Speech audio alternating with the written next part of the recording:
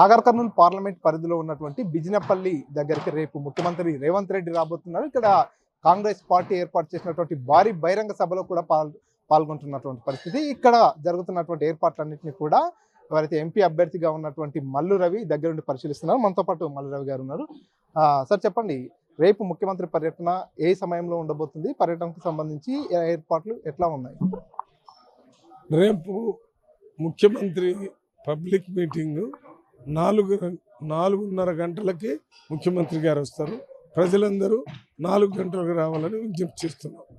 So మొత్తంగా ముఖ్యమంత్రి సొంత జిల్లా అయినటువంటి మహబూబ్నగర్ పై ప్రత్యేక దృష్టి సారిస్తున్నారు. అటు మహబూబ్నగర్ పార్లమెంట్ కావచ్చు, ఇటు నాగర్ కర్నూలు కావచ్చు. సో 2 సెగ్మెంట్లకు కూడా వరుసగా వస్తున్నటువంటి పరిస్థితి కాబట్టి రేపు ఈ సభలో పార్టిసిపేట్ చేసిన తరుణంలో ఏమైనా హామీలు ఇచ్చే అవకాశం ఉంది?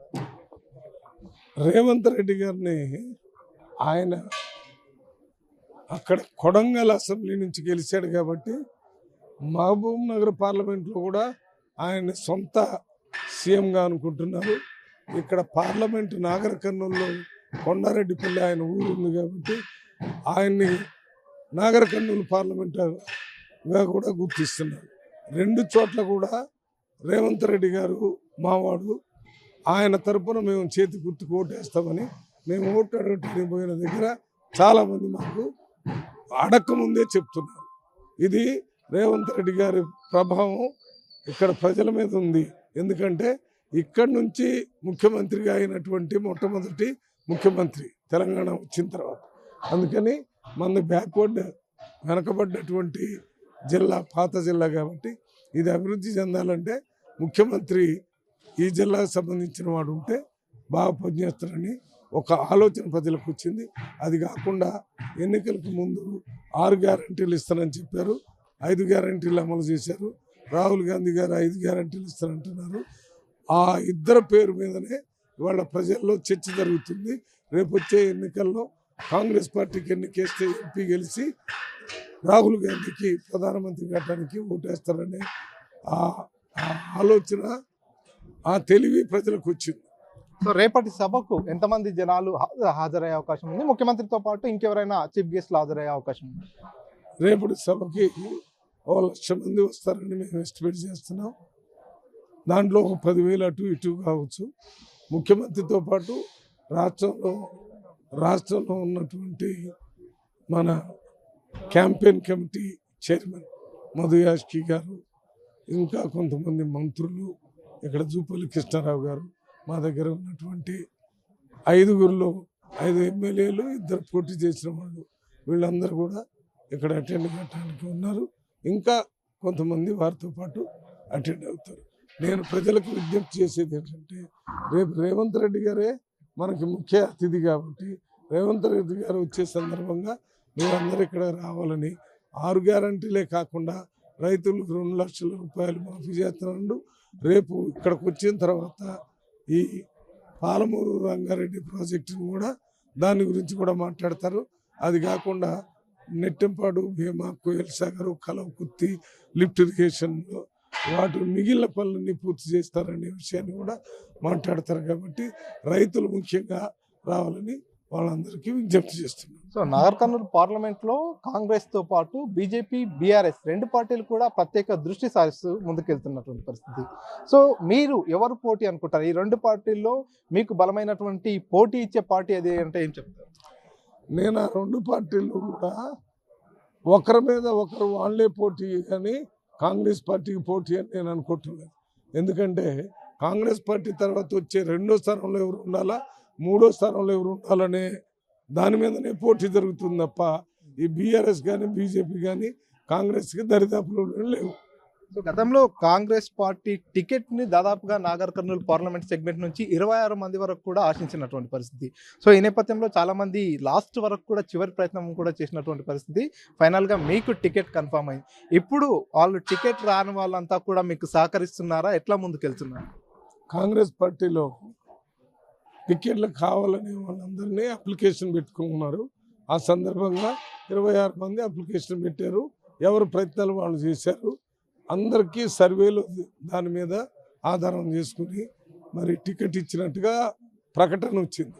ఇది అయిపోయిన తర్వాత టికెట్ ప్రకటించేంత వరకు అందరూ టికెట్ కావాలని అడిగారు. టికెట్ ప్రకటించిన తర్వాత కాంగ్రెస్ పార్టీ హైకమాండ్ ఎవరు నిర్ణయిస్తే వాళ్ళకే పనిచేయడానికి కాంగ్రెస్ పార్టీలో టికెట్ కోసం ప్రయత్నం చేసినటువంటి సంపద కానీ, లేకపోతే చేరకొండ వెంకటేష్ కానీ, ఇక్కడ రాము కానీ, ఇంకా కొంతమంది ఉన్నారు. వాళ్ళందరూ కూడా ఇప్పుడు కాంగ్రెస్ పార్టీ కోసం పనిచేస్తున్నారు. ఇక్కడే పనిచేస్తున్నారు. ఇక్కడే ఉన్నాడు రాము కాకుండా ఇంకా చేరకొండ వెంకటేష్ కూడా నాకు పొద్దున్నే కలిసి తిరుగుతున్నాడు. ఆ రకంగా సంపద ఆయన ఏరియాలో తిరుగుతుండు. రేపు మీటింగ్కి వస్తాడు.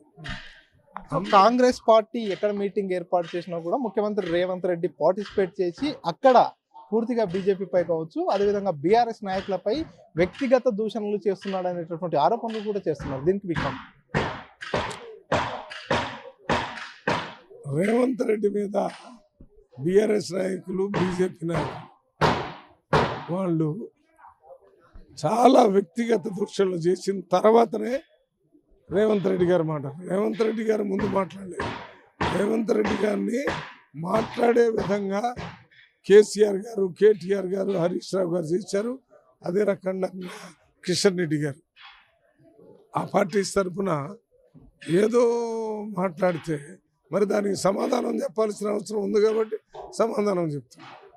ప్రజలకు అర్థమవుతుంది రేవంత్ రెడ్డి ఎందుకు మాట్లాడుతున్నాడు. ఇప్పటికే కాంగ్రెస్ పార్టీ రాష్ట్రంలో అధికారంలోకి వచ్చేందుకు 6 గ్యారంటీలను ఇచ్చింది, ప్రజల ముందు పెట్టింది. కానీ ఆ 6 గ్యారంటీలు కూడా ఎక్కడ క్షేత్రస్థాయిలో అమలు కావట్లేదు. మళ్ళీ పార్లమెంట్ ఎన్నికలు సమీపిస్తున్న నేపథ్యంలో మరో 5 గ్యారంటీలు అంటూ మళ్ళీ 5 గ్యారంటీలను ముందుకు తీసుకొస్తుందంటూ ప్రతిపక్ష పార్టీలు విమర్శిస్తున్నాయి. పిచ్చివాడు మాట్లాడే మాటలాగా ఉన్నాయి. వాటిని మీరు అడగటం కూడా తప్పంటున్నాను. మీకు కావాలంటే నాతో పాటు ఎక్కడైనా బస్సు దగ్గర పోదాం, మహిళలు దాంట్లో ఉచితంగా ప్రయాణం చేస్తున్నారా లేదా మీకు తెలుసా? చేస్తున్నారా? మరి చేయటం లేదని ఆయన అంటే నేనేం చేయాలా? 10 లక్షల రూపాయలతో వైద్యం చేయించుకుంటున్నారని నేను చెప్తున్నా. నేను చూశాను చాలామంది. మీరు వచ్చి వాళ్ళని అడగండి ఇచ్చారా లేదని. అది మీరు ఒప్పుకోవాలి కదా. 500 రూపాయలకి గ్యాస్ సిలిండర్ ఇంప్లిమెంటేషన్ అవుతుంది. ఒక మహబూబ్నగర్లో కోడ్ ఉంది కాబట్టి జరగటం లేదు. పోయి అడగండి మహిళలు మీకు వస్తుందా లేదా, చెప్పారా లేదని. 200 యూనిట్స్ కరెంటు ఉచితంగా ఇస్తున్నారు. అన్ని చోట్ల 0. ఇక్కడ బిల్లు వేరే ఇస్తున్నారు. ఎందుకంటే కోడ్ ఉంది కాబట్టి కట్టాల్సిన పని లేదని ఎస్సీ కూడా చెప్పాడు. ఇది కాకుండా 3500 ఇండ్లు ప్రతి అసెంబ్లీకి ఇచ్చి బడ్జెట్ అలాట్మెంట్ చేశారని మొత్తం అందరికీ తెలుసు. ఇప్పుడు దీన్ని ఈ ఎన్నికలు కాగానే ముగ్గు పోసి సెలక్షన్ చేసి ఇస్తారు. మరి అమలు కాంది ఎక్కడ? ఒక్కటే అమలు కాలేదు. ఆ ఒక్కటి కూడా తర్వాత చేస్తామన్నారు. బడ్జెట్ మొత్తం తిని 5-6 లక్షల కోట్ల రూపాయలు అప్పు చేసి మీరు చేసిన అప్పుకి వడ్డీ కట్టడమే సరిపోతుంది. అయినా కానీ మేమంతా ఇచ్చిన గ్యారంటీలు చేస్తున్నాం. ఒక్క గ్యారంటీ తర్వాత చేస్తామని చెప్పి ఈ చేస్తున్నామా లేదా మీకు తెలుసు కదా. మరి ఏదో అడిగితే లేదని చెప్తున్నారంటే ఉండాలి కదా. మీరంతా టీవీని తీసిపోయి ఆ బెనిఫిషరీస్ ఎవరైతే అనుభవిస్తున్నారో వాళ్ళతో ప్రశ్న వేయండి. వాళ్ళు కాదంటే మేము ఏ రకమైనటువంటి శిక్షకైనా రెడీగా. సో ఫైనల్గా చెప్పండి, 10 ఏళ్ల నుంచి కూడా పాలమూరు రంగారెడ్డి ప్రాజెక్ట్ని పూర్తిగా ఒక ఎన్నికల స్టంట్గా వాడుకున్నాయి అన్ని పార్టీలు కూడా. సో ఇప్పటి వరకు కూడా ప్రాజెక్టు పూర్తి కాలేనటువంటి పరిస్థితి. కాబట్టి పాలమూరు రంగారెడ్డిపై కాంగ్రెస్ స్టాండ్ ఏంటి? పాలమూరు రంగారెడ్డిపై రేవంత్ రెడ్డి గారు రేపు ఏమైనా హామీ ఇచ్చే అవకాశం ఉంది? పాలమూరు రంగారెడ్డిని పూర్తి స్థాయిలో టేకప్ చేసి కంప్లీట్ చేస్తారు టార్గెట్ పెట్టుకుని. అంతేగాని 10 సంవత్సరాల్లో కాంగ్రెస్ పార్టీ చేయాలని అరిస్తే మాదేం బాధ్యత? అధికారంలో ఉన్న బీఆర్ఎస్, కేంద్రంలో అధికారంలో ఉన్న బీజేపీ, ఈ 2 పార్టీలు కదా చేయాల్సింది. వాళ్ళు చేయకుండా తిరుగుతున్నారు. వాళ్ళే బాధ్యులా మేము బాధ్యులు? మీరు ప్రశ్న అడిగేటప్పుడు ఆలోచించాలి కదా.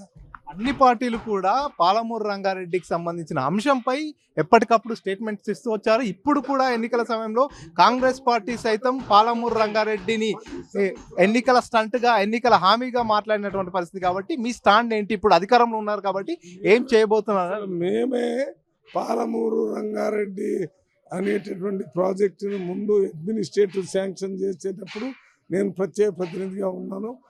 ఇప్పుడు వేరే పార్టీలో పోయిన వాళ్ళు మినిస్టర్గా ఉన్నారు. అందరం పోయి అడిగి అప్పుడు చేసాము. దానికి బీఆర్ఎస్ ప్రభుత్వం వచ్చి దాని డిజైన్ మార్చి దాని ప్లేస్ మార్చి దానికి బడ్జెట్ అలాట్మెంట్ చేయకుండా దాన్ని ఊరికనే పెడితే దాన్ని చెయ్యాలని కాంగ్రెస్ పార్టీ అప్పటి నుంచి అరుస్తుంది. మొన్ననే 4 నెలలకు అధికారంలోకి వచ్చింది కాబట్టి మేము దాన్ని పూర్తి చేసి ఈ మహబూబ్ నగర్ జిల్లాని ఇంతకుముందు ఉన్నటువంటి 4 లిఫ్ట్ ఇరిగేషన్ కళకుర్తి, నెట్టింపాడు, భీమా, కోయిల్ సాగర్ మిగిలిన పనులు ఈ పనులు కూడా యుద్ధ ప్రాతిపదిక చేయటం జరుగుతుంది.